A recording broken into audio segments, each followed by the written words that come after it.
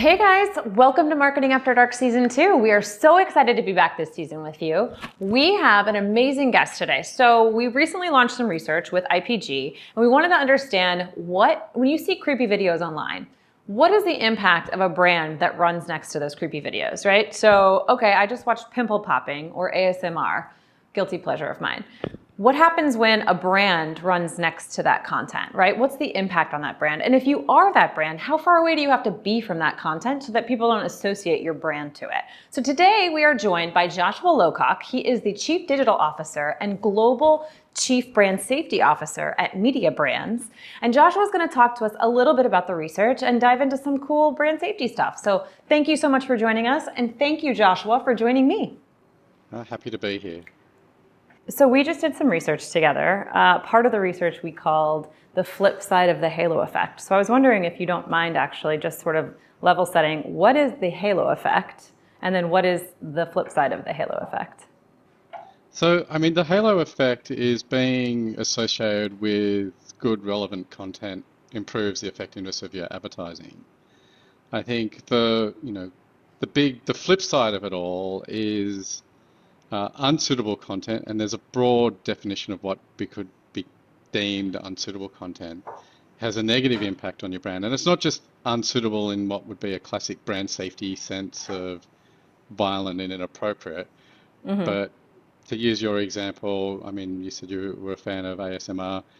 For some advertisers, that might just not be appropriate or fit with the brand, and maybe that's not the right place to place your advertising. So it's a real good emphasis on the value of the right contextual placements. So one of the things that we found is that 65% of consumers say that content is appropriate in general may not be appropriate for brands. So some of the things we looked at were like pimple popping or mukbang, things like that.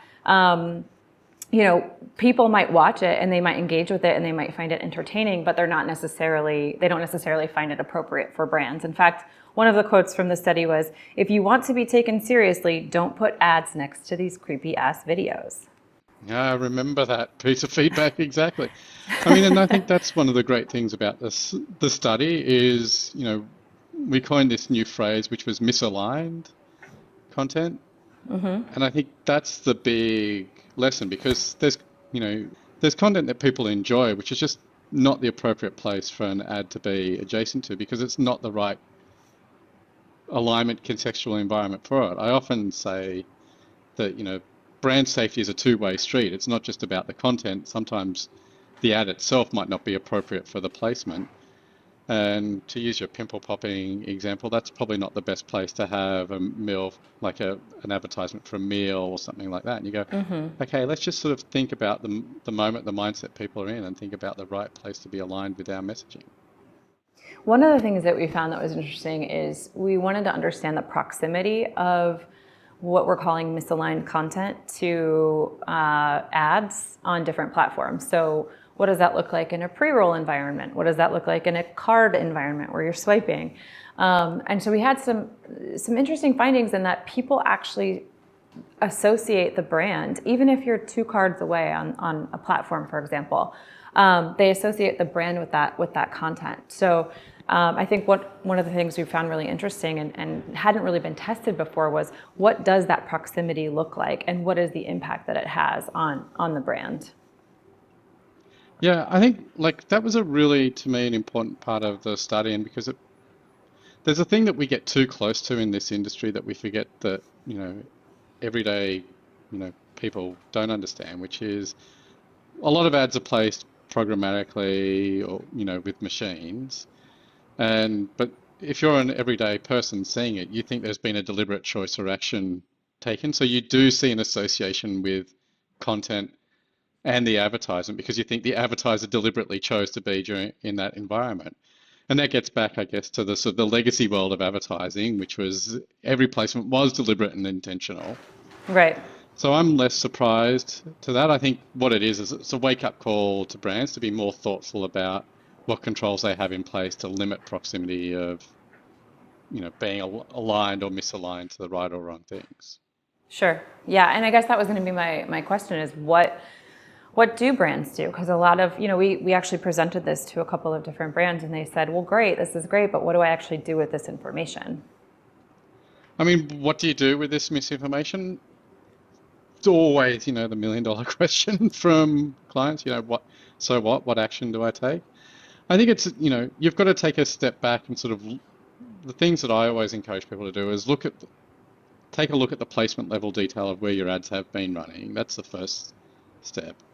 And then the second step from that is once you've got that information, start making informed, smart choices about whether you want to continue to be next to certain types of content. And by content, I'm talking from a taxonomy level of topic and subtopic and category and the like. Yeah. And then the third part of all of that is there are tools and services like your own that people can take advantage of to actually properly align themselves. So take advantage of what's out there to actually solve for the problem. I think the big mistake that we all make is we over rely and over index on algorithms and machines Right. and forget that they make mistakes and don't realize that there's an important role for humans to play in getting this right and driving the best Yeah. outcomes. Another kind of interesting thing that we saw was, which surprised me, was that when people in a cart environment, when people were sort of scrolling through content and they saw something that was potentially misaligned with the brand, they were more likely to skip the ad after sort of this infraction, for lack of a better word. I think that I thought that going in, and my hypothesis going in was yeah, people might not, once you see something, back to the pimple popping example, that kind of grosses you out, you might be more likely to skip the next thing. But to see that actually come to life, I thought was really interesting, especially in that cart environment, because I don't think we quite understand necessarily the thumb click. So for me, seeing the impact of that misaligned content with the thumb click, I thought was interesting. I agree. That was fascinating because, there's been a lot of research done about pre-skipping and the pre-roll, less on the post. I think card-based environments are interesting because, again, no one's looked at that area before. I was surprised and unsurprised, if that's possible. I'm sure the Germans have a word for it. And that's because if you think about your own human experience, if you see something distasteful, you need to snap yourself out of it. Yeah. And you want to be, shifted to some other mindset and maybe a happier thought. And no offense to, advertising or anything. Maybe an ad is not the best place to shift you to a different mindset. You want to completely refresh yourself. So I was surprised by that behavior. How we actually manage for that, I think, gets much more complicated, especially when content is algorithmically recommended. Definitely. So in those card-based environments. But look, it's one for us all to watch and learn from. Yeah, absolutely.